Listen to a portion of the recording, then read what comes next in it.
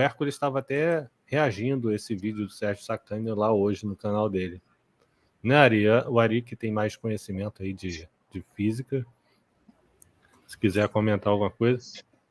O quê? Sobre a questão daquelas galáxias lá que eles dizem que estavam massivas, bem estruturadas, lisinhas, lá no início do Big Bang e tal. Ah, sim. Ali houve um seletivismo, né? Um viés de conformidade ali, né, Rodrigo? Porque o que aquelas imagens ali mostram, sabe aquele argumento muito bom, que é o argumento mais destruidor da evolução, inclusive, seria o maior, a melhor maneira, a melhor via de se falsear, inclusive, a evolução, que é encontrar um fóssil de uma vida mais complexa num extrato muito antigo, por exemplo, um fóssil de coelho lá no Cambriano, ou de uma baleia, como disse o Kilmento. Sabe aquele argumento? Sim. Pois é, nós temos um análogo na cosmologia. A gente olha para essas imagens aí do Hubble Deep Field, Hubble Ultra Deep Field, Extreme Field e agora do James Webb Deep Field, essas imagens de fundo aí desses grandes telescópios, e o que a gente verifica lá é que não há fóssil de coelho ou de baleia lá no Cambriano, ou seja, não há galáxias elípticas, que essas sim são galáxias que não esperaríamos encontrar lá na origem do universo com 300, 400, 500 milhões de anos, entende? Por que a gente não vê estruturas efetivamente complexas que a gente só poderia esperar numa cosmologia mais antiga? Por que a gente não vê naquelas imagens? Cadê o fóssil de coelho lá no Cambriano? Entendeu?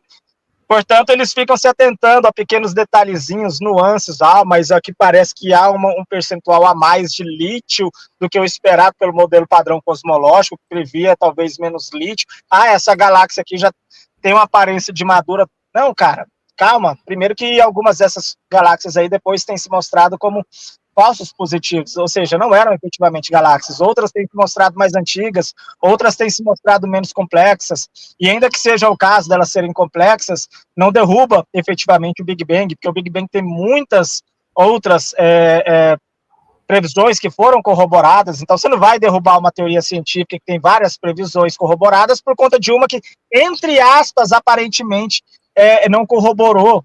Mas cadê o fóssil de coelho lá no Cambriano? Cadê uma galáxia elíptica lá nessa foto do universo jovem? Ou seja, aquilo que realmente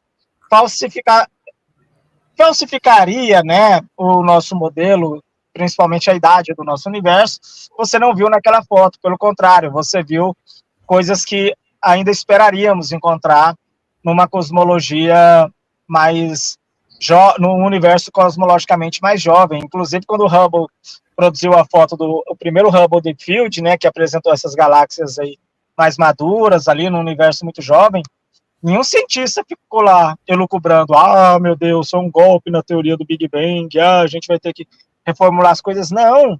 E eles já sabiam daquilo, eles já sabiam, já havia fotos antigas que mostravam que naquela posição do céu haviam coisas muito antigas, em regiões muito que retratam um universo ainda muito jovem.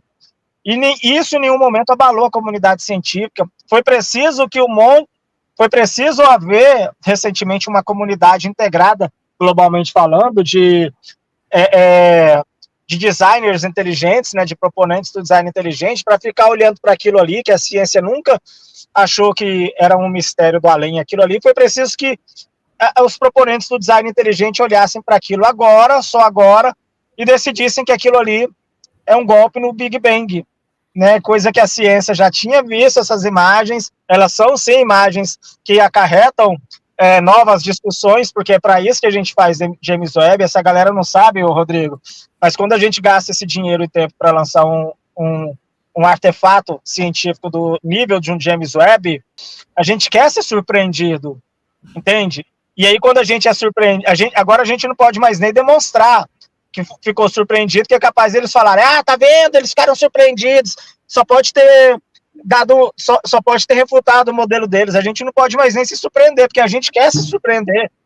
Mas isso não significa que os nossos modelos canônicos, por exemplo, do modelo do Big Bang, foi derrubado. Até porque quando a gente lançou o James Webb, a gente já sabia que tinha esses objetos antigos revelados pelo Hubble Deep Field, e quando o Hubble Deep Field revelou, a gente já sabia, por imagens lá do telescópio do Monte Wilson, no Monte Palomar, Califórnia, já tinha mostrado coisas antigas naquela região de universo ainda jovem. Isso nunca abalou a comunidade científica, repito. E aí você tem esse barulho imenso, dizendo que James Webb e o Hubble refutaram o Big Bang. Nunca refutou, né, cara? Cadê ali a galáxia elíptica? Ou seja, cadê o coelho no pré-cambriano? Isso aí não tem na imagem.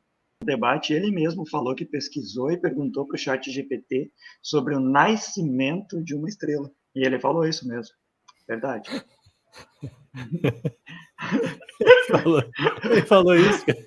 Ele falou isso, tá lá no debate. Ele perguntou para o ChatGPT se tinha sobre o nascimento. Gente, sabe o que é interessante desse... Esse capítulo é importante falar aqui rapidinho, Rodrigo, sua autorização do nascimento das estrelas, porque ainda que ele não fale isso aí no React que a gente está fazendo, mas é uma coisa que ele sempre fala, então é passível dele ter falado aí. Se não falou, foi por uma contingência mesmo.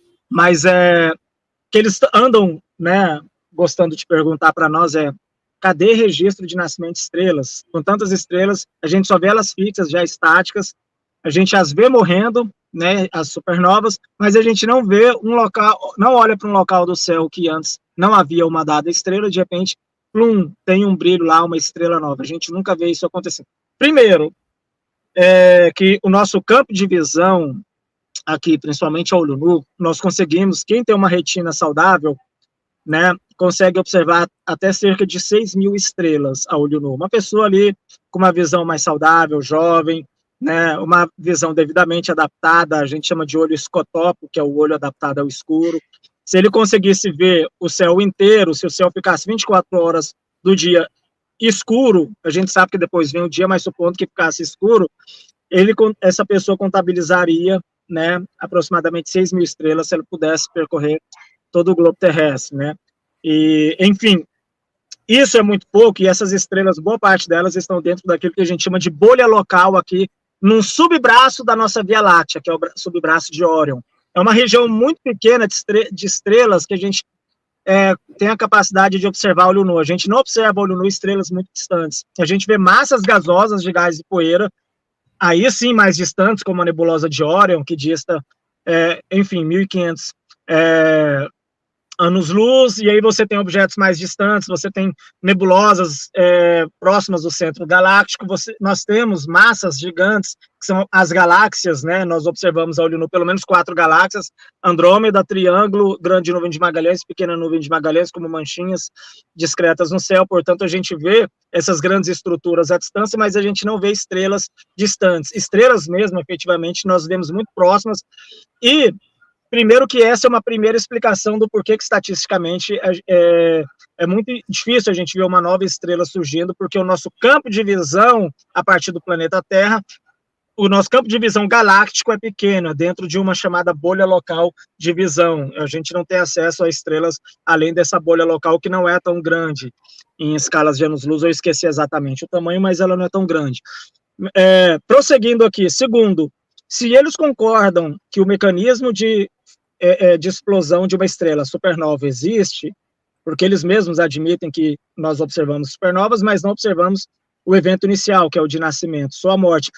Mas, ora, o simples fato deles admitirem que nós observamos o evento final já implica que o evento inicial estava presente. Se eles admitem que o evento natural, explicado de maneira natural, que é a supernova, uma explosão, um mecanismo físico que ocorre no final do colapso de uma estrela massiva, e de repente você não tem mais estrela ali, se eles acreditam nisso, então todos os processos intermediários até chegar nessa etapa também são, por uma implicação lógica, também tão físicos e tão naturais quanto o evento final da estrela, né? Ou seja, o fato da gente observar a explosão de uma estrela mostra, e coincidir com as estrelas que a gente espera que explodam, ou seja, estrelas que quando nascem têm uma massa acima de 20, 25 massas solares, e que quando morrem, quando há o colapso gravítico após, entre aspas, a morte, elas têm pelo menos 3, no mínimo 3 vezes a massa do Sol, depois do colapso.